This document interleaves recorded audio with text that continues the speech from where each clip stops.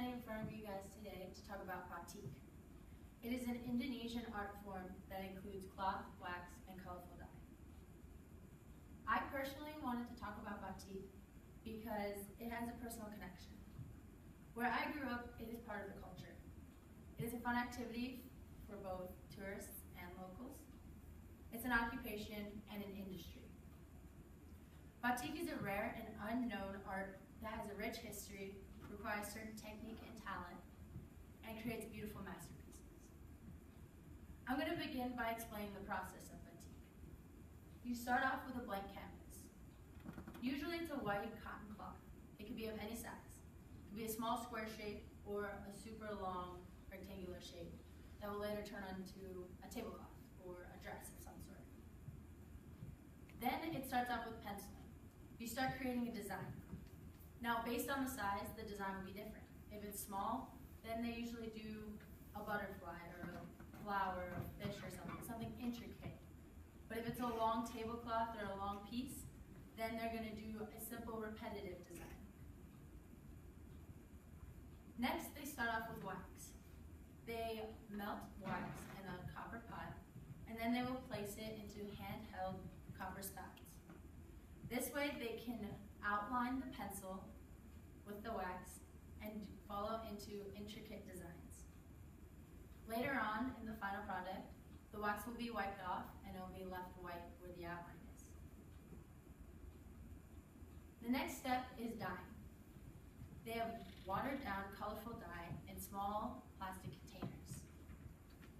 Then they have a brush that is thick but very thin at the very tip, because a small drip of this dye will spread throughout the entire area. The wax, though, will keep the dye within the area. So if it's closed off by the wax, the dye will not go any farther. So each section of the canvas has to be painted. Now, because of its watered downness of it, there's so many different techniques. You can do a double dose of the dye and make it really deep and rich color, or you can mix colors, or you can even do a gradual from a white to the color by using water. This is what makes batik so unique and beautiful from piece to piece. The final product is then washed and the wax is completely removed. The wax outline is now white, or what the original cloth is. However, mentioned in Funk and Wagnall's New World Encyclopedia, sometimes the process is completely repeated, so that the color is even deeper and richer. Or sometimes they'll add wax after it has been washed to add the gold color to it. Batik began in Indonesia, particularly the island of Java, and now it has spread to other Polynesian nations.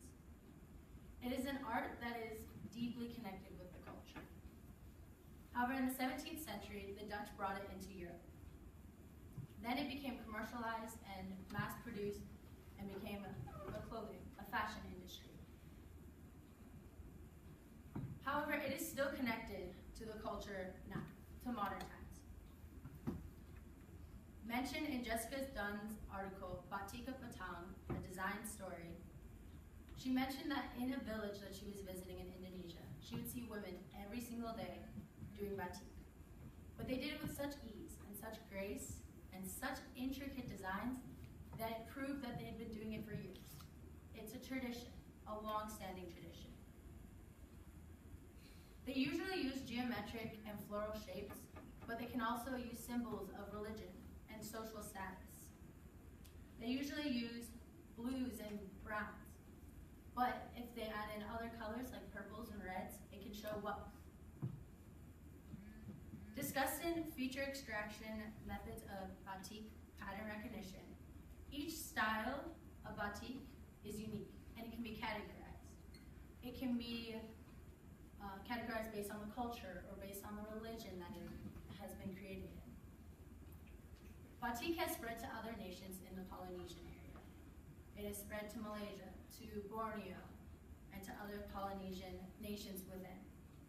And now it has become a clothing industry. If you wear batik, you are usually more wealthy than others. Batik is an unknown style, an unknown art that has a full and rich history, demands major skill, including patience and a steady hand, and creates culturally influential pieces.